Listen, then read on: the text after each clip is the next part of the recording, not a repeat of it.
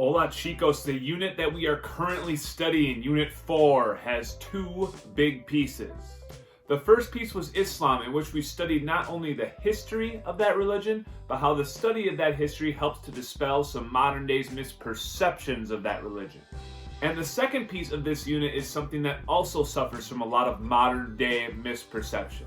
Like Islam, many people already have ideas about this thing in their head, but also like Islam, a lot of those ideas don't reflect this thing's more complicated truth.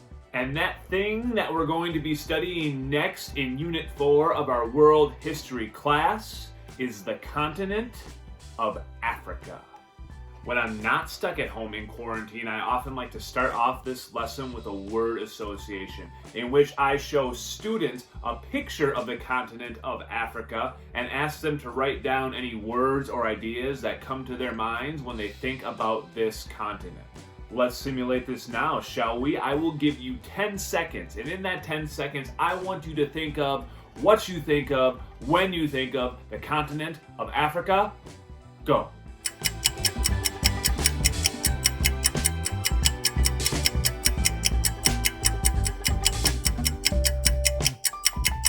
Since I'm not currently with you, I cannot really ask you to share your responses with me, but I can share with you some common responses that I usually hear from my students. I usually hear about African wildlife like lions and zebras and giraffes and gorillas. I usually hear about modern day problems in African society like war and poverty and diseases like Ebola and malaria.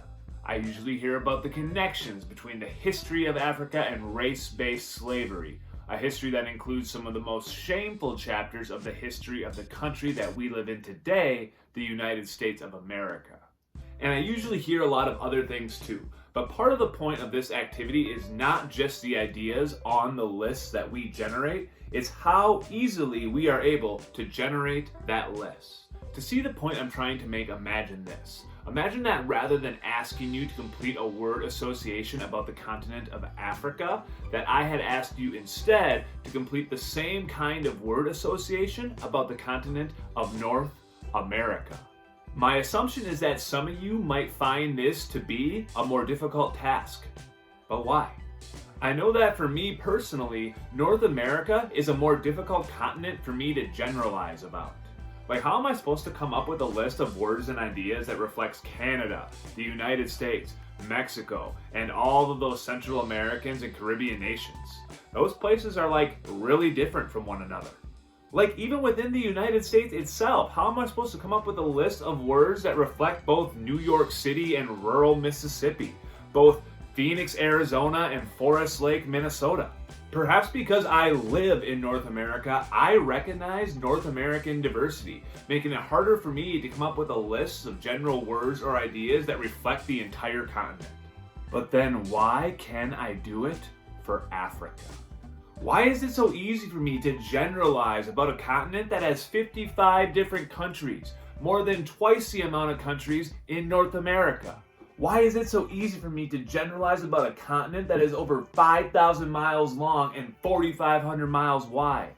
Why is it so easy for me to generalize about a continent that has 1.2 billion people and over 2,000 different languages? The reason is that non-African people often misperceive Africa as a monolithic place. A place with African people who practice African culture and speak the African language and believe in the African religion. They perceive it as a place full of lions and poverty and mud huts and Ebola. And while Africa does have or has had these things, the more complicated truth is that Africa is an extremely diverse place. Africa has rich people, poor people, cities, rural areas, jungles, deserts, mountains, war, peace, democracy, dictatorship. Africa has it all. Yet even though Africa is a complex and complicated place, we often treat it like it's not. Even though Africa is an immense and diverse continent, we often treat it like it's a country. The truth is, people make generalizations about every continent. We make generalizations about Europe and Asia and South America because we have to in order to be able to have conversations about those places. If we insisted on always recognizing every unique detail and every exception to the generalized rule, we never get anywhere, especially in a class where we're supposed to study the history of the entire world.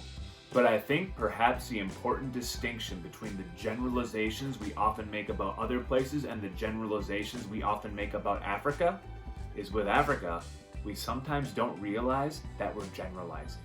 We don't realize that the vast oversimplifications that we make about this continent are just that.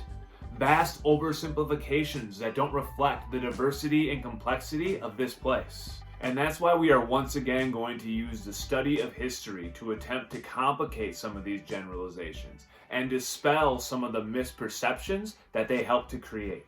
By studying some of the diversity and complexity of African history, we will hope to gain a more nuanced and thorough understanding of what Africa is today.